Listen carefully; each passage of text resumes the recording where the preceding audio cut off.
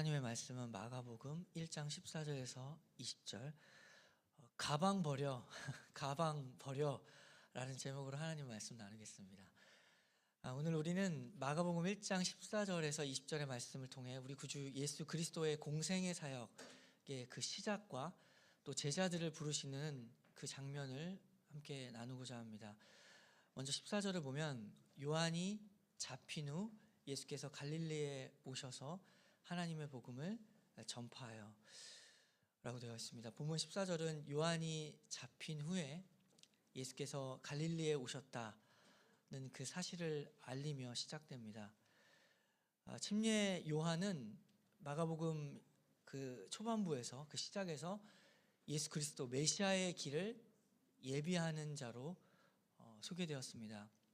그는 이제 자신의 사명을 다했고 그 사명을 다한 결과가 무엇이냐면 감옥에 갇힌 것입니다. 마지막이 그렇게 끝나는 것이죠. 사명을 다하고 감옥에 갇혔습니다.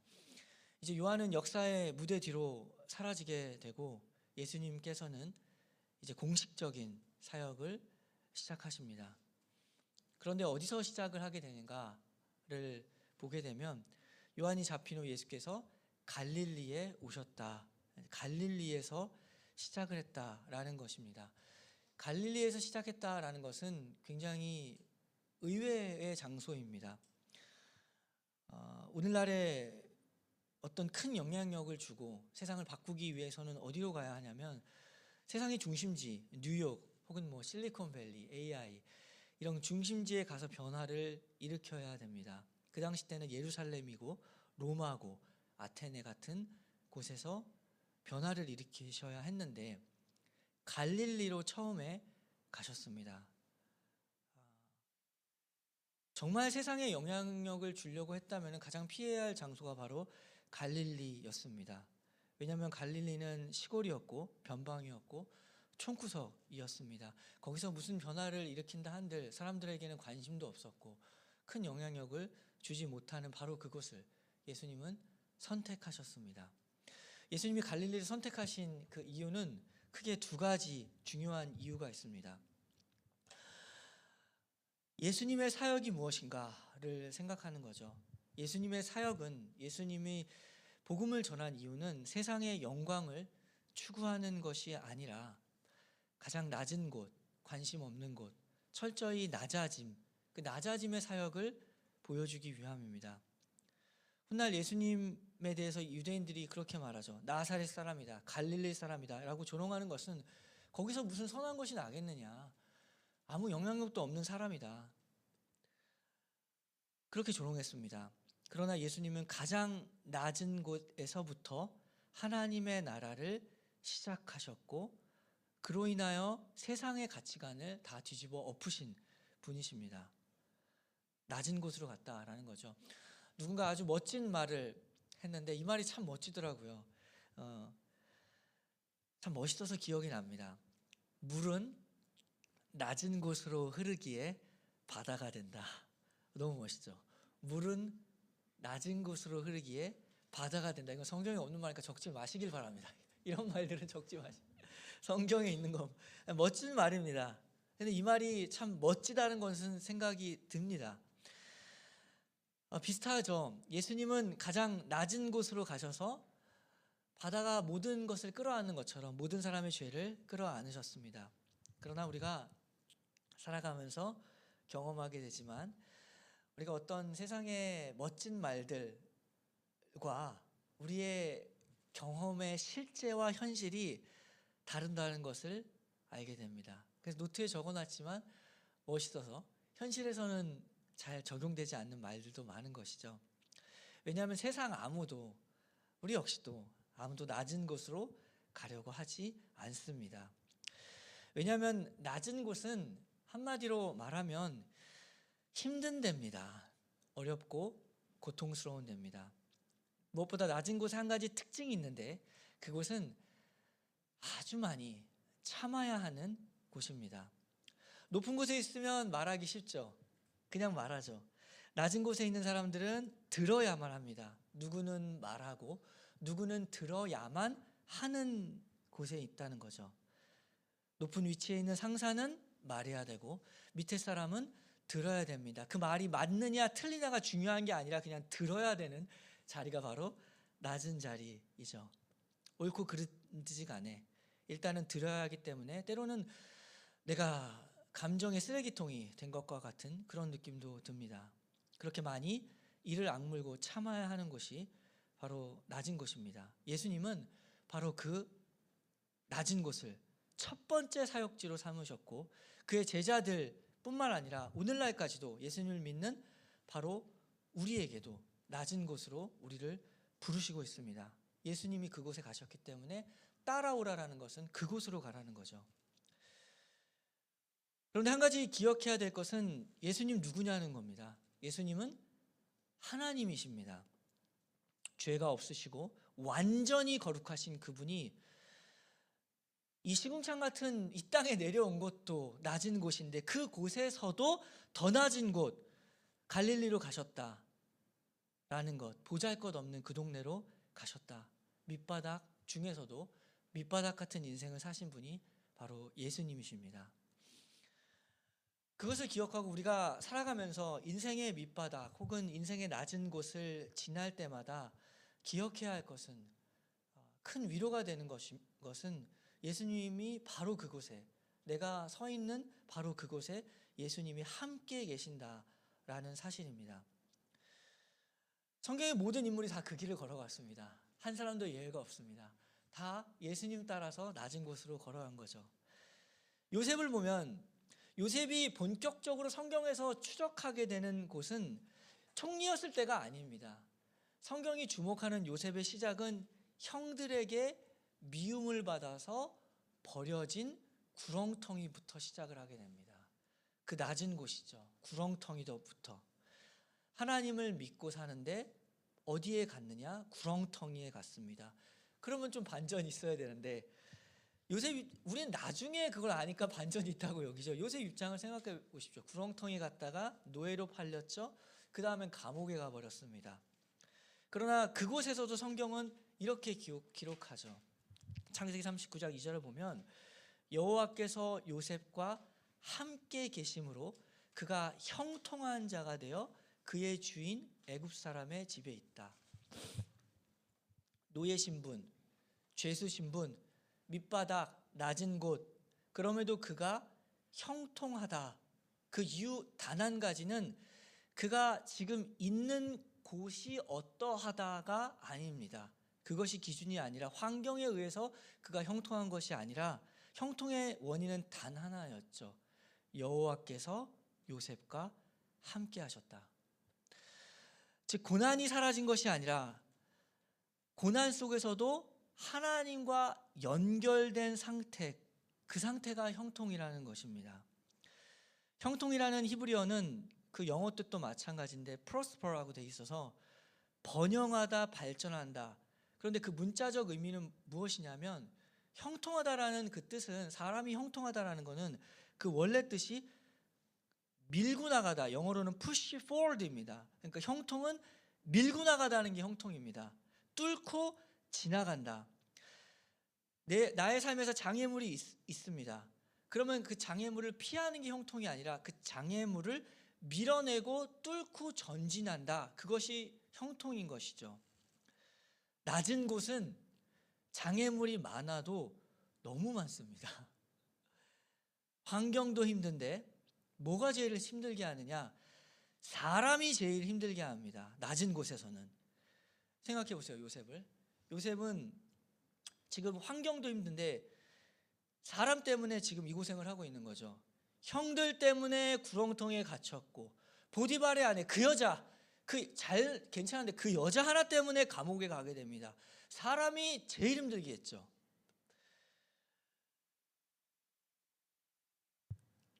그 사람만 아니었다면 이렇게 힘들지 않을 텐데. 그러나 그곳에서 하나님의 자녀를 번영하게 하십니다. 뚫고 지나가게 하시는 거죠. 고난을 제거하는 것이 아니라 고난을 뚫고 하나님의 계획대로 전진하게 하신다. 이것을 믿어야 됩니다. 하나님이 함께 하신다는 것은 뚫고 지나가게 하신다라는 것을 우리가 믿어야 되죠. 예수님도 마찬가지였습니다. 십자가 앞에서 예수님의 기도를 생각해 보면 마가복음 14장 36절에 이렇게 예수님이 기도합니다. 십자가 앞에서 아빠, 아버지여, 아버지께서는 모든 것이 가능하시오니 이 잔을 내게서 옮기시옵소서. 그러나 나의 원대로 마시옵고 아버지의 원대로 하옵소서. 이 기도는 굉장히 특별한 기도입니다. 왜냐하면 이 기도를 보면 두 가지 반대되는 소원이 나오죠. 아버지의 원이 있고 나의 원이 있습니다. 아버지의 원대로 하지 마시옵고 나의 원대로 하지 마시옵고 아버지의 원대로 하시옵소서. 근데 우리는 맨날 그렇게 기도죠. 나의 원대로. 지금 두 가지의 대립되는 기도가 있다라는 겁니다. 완전 정반대의 뜻이죠. 아버지는 십자가를 지는 것인 거를 예수님은 압니다. 그런데 나는, 예수님조차도 그건 나는 아니라는 겁니다. 우리의 기도죠. 동일한 기도. 그러나 우리의 기도와 예수님의 기도는 마지막이 다르죠. 예수님은 그러나 나의 원대로 마시옵고 아버지의 원대로 하옵소서. 예수님 역시도 마찬가지였습니다. 만약 십자가라는 고통, 이 고통이 제거될 수만 있다면 제거해 주시옵소서. 그런데 하나님은 그 고통을 통과해서 뚫고 지나가서 부활의 영광에 이르게 하려는 것이 하나님의 뜻이었습니다. 우리 역시도 마찬가지죠. 고난을 제거해 주시지를 않습니다. 나와 함께 뚫고 지나가자고 하시죠. 우리가 고통 가운데 있을 때 이 고통이 사라지기를 기도합니다. 그리고 세상 지혜로도 피하는 게 상책일 때도 있습니다. 그러나 때로는 하나님께서는 피하게도 하시지만 절대로 도망칠 수 없는 곳으로 우리를 묶어두실 때가 있습니다. 책임이라는 것을 주시고 묶어두셔서 에라 그냥 그만두면 그만인데 그렇게 하지 못하게 하는 상황을 주십니다. 가정, 직장. 한 가정의 가장이 되면은 돈 벌어야 되죠. 몸이 아파도 또 마음이 아파도 가야 합니다. 사람 싫어도 가야 되고 그 사람이 나를 싫어해도 가야 됩니다. 묶여 있다라는 거죠. 그래서 어떻게든 버텨야 합니다. 혼자 살면 그냥 당장 때려쳐버리고 다른 데 가버리고 할 텐데 매일 그 생각을 하죠. 그러나 뭐 어떻게 합니까? 대책이 없는데, 대안이 없는데. 그렇게 묶어두셔서 하나님이 고통을 제거해 주시지 않고 고통을 그대로 두실 때가 참 많이 있습니다.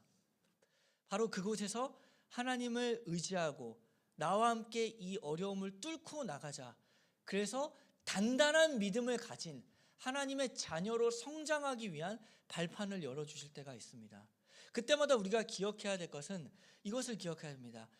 반드시 하나님이 나와 함께 하시고 반드시 하나님이 이 고통과 어려움을 뚫고 지나가게 하실 것이라는 것을 내가 확신해야 됩니다. 반드시 그렇게 하실 것이다. 아니 어쩌다가 그냥 그렇게 안 될 수도 있다가 아닙니다. 반드시 나와 함께 하시고 반드시 주를 의지하는 자에게 반드시 이 어려움을 뚫고 지나가게 하실 것이다. 이렇게 우리가 믿음을 자꾸 써야 합니다. 믿음을 뒀다가 이렇게 보관하는 게 아니라 써야 된다는 생각을 가져야 됩니다. 믿음은 써야 됩니다. 지혜를 주실 것이며 그 어렵게 하는 사람을 어떻게 대할지 하나님이 알려주실 것이다. 그리고 정한되면 피할 길도 주실 것이기 때문에 담대히 주님과 함께 걸어가자, 맡기자, 어떻게든 뚫고 가실 하나님이시다라는 것을 우리가 꽉 붙잡아야 합니다. 두 번째 이유가 있었죠. 이 갈릴리로 가신 이유는 그곳이 바로 예수님의 고향이었기 때문입니다. 거기서 나신 것이죠. 우리가 기쁜 소식 생기면 가장 먼저 떠오르는 사람이 누굽니까? 다른 사람에겐 자랑할 수 없지만 가족에게는 빨리 얘기해주고 싶잖아요. 다른 사람은 듣고 와 하는데 배가 아픈 사람도 많이 있습니다. 그러나 가족은 그렇지 않죠. 기쁜 소식 가장 먼저 누구에게 전했는가? 예수님이 자기 고향 사람들, 가정, 가족에게 전하러 간 것입니다. 인류 역사상 가장 기쁜 소식을 들고 가장 먼저 자신의 가족과 고향을 찾아간 예수님이시죠. 가정에게 복음이 전달되어야 되고, 조금 더 확장하면 하나님의 가족이 누구일까요? 바로 하나님의 가족으로 모인 교회입니다. 오늘날 한국교회가 참으로 복음이 필요합니다. 복음이, 기쁜 소식이 우리에게 참으로 필요합니다. 한국교회가 부패했다 또는 무너져 간다 라는 소식이 여기저기 사람들이 많이 얘기하고, 그런데 그 이유가 무엇이죠? 정광훈 목사님 때문입니까? 세습과 부패가 일삼는 일부 대형교회의 잘못 때문에 그렇습니까? 아닙니다. 놀랄 것 없습니다. 이상한 사람들은, 기독교 역사를 보면 이상한 사람들, 조금 더 나가면 이단 사입이 기독교 역사 내내 있어 왔습니다. 놀랄 것도 없고 이것을 문제라고 막 심각하게 생각할 것도 없습니다. 사실은 그런 분들의 문제가 아니라, 오늘날 가장 큰 교회의 어려움이 무엇이냐면, 대부분의 그냥 일반적인 보통 교회가 오로지 하나님의 말씀을 올바르고 순수하게 전파하는가, 하나님을 바로 알고 있으며 하나님께 순종하는가, 하나님을 향한 그 열정이 뜨거운가에 달려있는 것입니다. 그것이 쇠퇴해가고 있는 것이 더 큰 문제죠. 세상과 적당히 타협하는 그 아래 세상의 지점에서 평균이 맞춰져 가고 있다는 것이 지금 더 큰 문제입니다. 뜨겁지도 차갑지도 않은 라오디게아 교회가 대세가 되어가고 있다는 것. 차라리 그냥 왕창 타락해버리면 분별이 쉬울 텐데, 캐나다에서는 동성애를 받아들이고 동성애 목사님들이 있으니까 많은 사람들이 교회를 떠나버렸습니다. 그 교회를 안 다니. 이렇게 차라리 분별이 그냥 딱 될 텐데, 지금 오늘날 이 시대의 문제가 뭐냐면, 타락도 아니고 적당한 교회라서 능력도 없고, 그렇다고 아무 능력 없는 게 아니라 어떤 일들도 하고 힘도 없고 예배도 드리는데 그냥 드리는, 그래서 하나의 인간관계만 형성하는 커뮤니티, 이렇게 하향 평준화된 평균이 되어가는 것이 지금 오늘날의 문제입니다. 전도를 해도 마땅히 내 신앙의 양심상 추천할 교회가 없다라는 것이 굉장히 슬픈 현실입니다. 예전에 안 그랬습니다. 이제 불안해서 어디를 교회를 다니라고 추천을 못 하겠다라는 이 현실. 그래도 지역마다 어떤 교회를 예전에는 추천하는 일들도 있었는데, 어디를 보내야 될지, 우리 교회 안 와도 되긴 하는데 좀 가까운 곳에 가면 좋죠. 근데 양심의 추천을 어디를 할지를 모르겠습니다. 이런 현실이 되어가고 있다라는 것이 오늘날의 더 큰 문제라는 거죠. 살아있는 예배, 살아 숨쉬는 교회라는 말, 그것이 참 그립습니다. 그것이 오늘날의 어려움이죠. 예배가 뜨겁다라는 그 현장에 가보면 화려한 조명과 악기가, 밴드가 있어서 잘 이끌어주고 있는 것이 사실입니다. 화려한 조명이 나쁜 게 아닙니다. 좋은 겁니다. 우리를 잘 인도하는 측면에서. 그리고 예배를 화려하게 꾸미고 그렇게 악기와 모든 밴드가 들어가는 것이 굉장히 본받아야 될 점입니다. 왜냐하면 그렇게 하려면 정성을 들여야 됩니다. 우리가 예배에 정성을 들이고 있는가, 다른 교회를 비판할 것이 없습니다. 정성을 들이고 있는 부분에서는 굉장히 우리가 본받아야 할 지점이 있습니다. 화려하면 좋은 겁니다. 굳이 나쁠 게 없습니다. 화려해야죠. 정성을 들여서 예배가 웅장하고 화려할 수 있다면 화려한 겁니다. 그러나 그 화려한 조명과 이 모든 것들의 가장 중요한 것이 뭐냐면, 화려하든 화려하지 않든지 간에 뜨거운 예배는 그 모든 것에 앞서서 그 둘 다의 공통점이 있죠. 이런 조명이 달려있는 게 아니라 조명이 화려할 수도 있고 안 화려할 수도 있지만 뜨거운 예배는 무엇보다 예배자가 뜨겁습니다. 예배자가 뜨거운 거죠. 예배자가 뜨거워서 하나님에 대한 사랑의 열정이 있고 사랑을 적극적으로 표현하는 찬양이 있습니다. 막 크게 소리 지르는 그런 열정이 아니라 그 안에 회개가 있다라는 거죠. 나를 돌아보고 하나님 앞에 또 그 안에 순종이 있고 그게 뜨거운 겁니다. 회개가 있고 순종이 있고 그래서 변화가 있는 거, 그게 뜨거운 예배죠. 우리 교회도 이 부분을 생각해 봐야 됩니다. 라우디기와 지난주간에 우리가 배웠죠. 그 배웠으면 뭐 하는가? 우리는 무엇이 달라졌는가? 말씀을 들었는데, 라우디게아 교회를 보았는데, 그렇다면 우리는 말씀을 어떻게 정말 대하고 있는가? 변화도 없고 아무것도 없으면 그야말로 우리에게 말씀이 지식이 되어가고 있는 것은 아닌가? 우리가 경계해야 될 지점에 있습니다.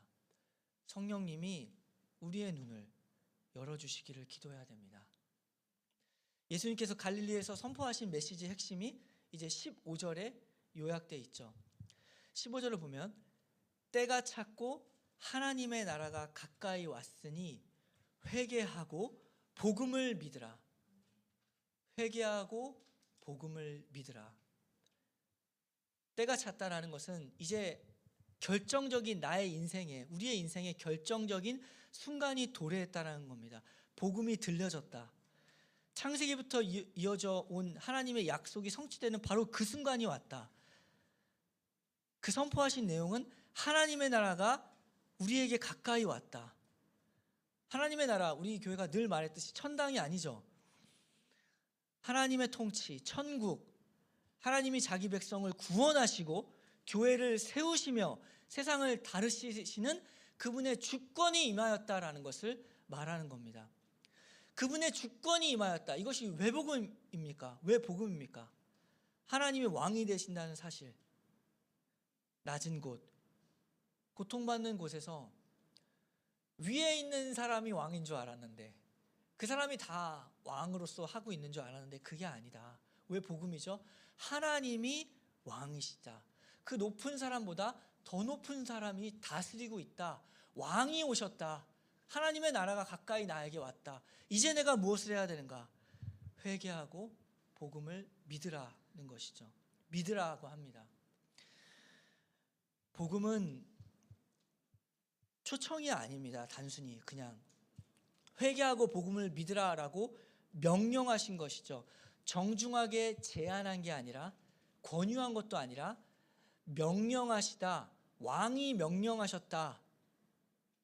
예수님께서 이렇게 말하지 않았습니다. 내 이야기 한번 들어볼래? 마음에 좀 어떻게 감동이 있으면 믿어줄래? 라고 말씀하시지 않으셨습니다. 회개하라. 믿으라. 당시 이스라엘 백성들은 하나님을 오해하고 있었죠. 로마 무너뜨리면 이스라엘이 영광을 얻을 것이다. 그것이 하나님의 나라다. 착각이었습니다. 그들의 생각을 바꾸라. 회개하라. 방향을 전환하라. 우리가 많이 배웠듯이 회개와 후회의 차이죠. 회개는 하나님 나라를 향해 걸어가는 것. 완전히 바꿔서 어떤 한 부분을 바꾸는 게 아닙니다. 나의 삶에 어떤 이렇게 나의 삶의 전체가 나의 몸이 돌아가는 거죠. 나의 삶의 모든 것이 하나님이 왕이시다라는 것을 나의 삶이 전부가 되는 것이 회개입니다. 오늘날 이 명령은 우리에게 여전하죠. 우리가 하나님의 나라를 어떻게 이해하고 있는가? 우리의 개인적인 안정과 세상적인 성공을 그 나라의 복이라고 착각하고 있지는 않은가? 우리는 우리의 전부를 완전히 뜯어 고쳐야 됩니다. 하나님의 나라로. 복음은 선택사항이 아니라 만약에 이 복음을 거부할 경우에는 영원한 멸망을 초래하는 명령입니다. 사람 입장에서는 내가 선택하냐 마냐 하죠. 그러나 복음은 사망이 되거나 생명이 되거나 하는 갈림길에 서 있는 말입니다. 명령이라는 것이죠. 그러나 이 명령은 너 죽어라, 망해라, 그런 명령이 아니라 너 살아라, 살리는, 생명을 주는, 살아라는 명령이라는 겁니다. 우리가 비행기 재난훈련을 제가 받았는데 그 비행기 재난훈련 받으면 거기서 이제 매뉴얼이 있죠. 우리 전에도 한번 얘기했듯이 영어로도 마찬가지고 한국말로도 마찬가지인데, 그 매뉴얼에, 비행기 재난훈련의 매뉴얼에 이렇게 말하라고 되어 있는데, 그 말에는 영어로는 please나 could라는 말이 전혀 없습니다. 사람에게 부탁하지 않습니다. 그냥 한국말로 이런 식인데, head down, stay down. 그래서 머리 숙여. 그 사람들 앞에서 갑자기 변합니다. 승무원이 계속 부드럽게 대하죠. 그러나 비상시에는 머리 숙여, 자세 낮춰, 안전벨트 풀어, 이렇게 명령하는 겁니다. 왜요? 살리라는 명령은 그렇게 부탁하는 게 아닙니다. 그리고 폭발 직전이 되면은 탈출 시에 굉장히 특이한 명령이 있는데, 이 명령이 매뉴얼에 들어있습니다. 무슨 명령이냐면 영어로도 다 전 세계가 동일합니다. Leave your bag. 가방 버려입니다. 가방 왜 버리라고 할까요? 죽는 그 순간까지 자기가 가지고 있는 가방 들고 간다는 거죠. 그래서 꼭 그 말을 하는 거예요. 가방 버려라고 하는 겁니다. 가방 들고 있을 시간이 없다. 우리가 자꾸 내 것을 주장하고 내 것이다 이러면 못 삽니다. 살 수가 없습니다. 이 세상을 탈출할 수가 없고 하나님 나라에 들어갈 수가 없습니다. 내가 쥐고 있는 것이, 우리가 그냥 보이듯이 돈이라면 우린 좀 분별하겠죠. 그러나 더 교묘하죠. 내가 쥐고 있는 것이 무엇인가? 나의 자존심, 사람들의 평판, 인정에 대한 그 인정 욕구. 인정 욕구가 크면은 사람 나를 어떻게 보느냐? 그러면 그 사람이 나를 무시하는 것에도 굉장히 큰 반응을 보입니다. 나를 이렇게 되는 거죠. 그래서 무시하냐, 인정하냐, 무시하냐, 인정하냐, 그거 하다가 세월 다 보내는 겁니다. 하나님 나라에 못 들어갑니다. 그거 하나 세월 다 보내, 그거 하나 자기가 가지고 있는 버려야 되는 것이죠. 나를 무시해? 나를 인정해? 내가 쥐고 있는 것, 가방 버려입니다. 내가 쥐고 있는 것 버려라. 예수님, 하나님의 자녀, 예수님 믿는 사람들 손 펴고 사는 인생이라고 했죠. 평안이 무엇인가? 손 펴십시오. 그리고 그 손으로 기도하는 인생이 하나님 나라의 백성입니다. 예수님 역시도 피할 수 있다면 피하려고 십자가를 기도했죠. 그러나 결국에는 하나님의 뜻에 순종해서 십자가에서 우리의 죄를 위해 죽으셨습니다. 그 십자가에서 우리도 죽었습니다. 갈라디아서 2장 20절을 보면 내가 그리스도와 함께 십자가에 못 박혔나니 그런즉 이제 내가 사는 것이 아니요 오직 내 안에 그리스도께서 사시는 것이라. 이제 내가 육체 가운데 사는 것은 나를 사랑하사 나를 위하여 자기 자신을 버리신 하나님의 아들을 믿는 믿음 안에서 사는 것이라. 내가 사는 것이 아니요, 아직도 내가 살아있어서 내가 쥐고 있는 가방들 다 버려야 합니다. 그렇다고 갑자기 집에 가서 대청소하란 말이 아니라 막 가방들만 나의 나라를 이루어가고 있는 것들, 그거 버리고 하나님의 나라 들어가길 바랍니다. 그 나라가 주는 의와 평강과 희락을 누리기를 바랍니다. 우리 역시 또 이 기도를 하죠. 갈팡질팡하다가 주님 내 뜻대로 마옵시고 아버지의 뜻대로 하여 주시옵소서. 오늘 예수님의 말씀, 하나님의 나라가 가까이 왔으니 회개하고 복음을 믿으라. 이 말씀이 실제로 우리를 회개하게 하고 더욱 믿음을 굳게 하기를 바랍니다. 낮은 자리, 참아야 하는 자리, 인내해야 하는 그 모든 자리에서 하나님이 함께하고 계시다. 그 사실이 현실이 되기를 기도합니다. 고통과 어려움 속에서도 하나님이 반드시 함께 뚫고 가게 하신다라는 이 사실을 확실히 붙잡기를 바랍니다. 반드시 뚫고 가게 하신다. 그래서 역사를 이루어내시는 하나님이시다. 이 은혜를, 이 사랑을 경험하는 우리 교회 되기를 기도합니다. 함께 기도하겠습니다.